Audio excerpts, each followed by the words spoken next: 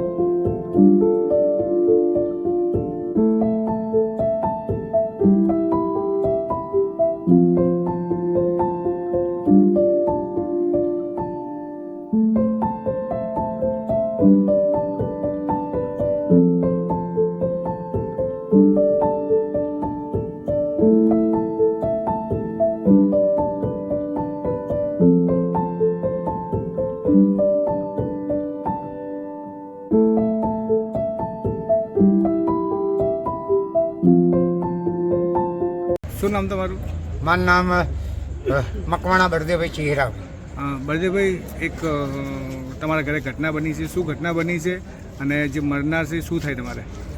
જે મરનાર છે મારો પુત્ર થાય છે ને મારો દીકરો. શું નામ છે એનું? એનું ભાવેશ બળદેવભાઈ મકવાણા.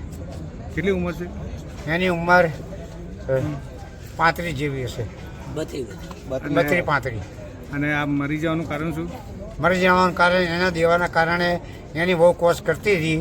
એની બહુનો 18,000 પગાર હતો. એના મા બાપના હાલે શું હાલે અમના મા બાપને 1 રૂપિયો પણ આપ્યો નથી.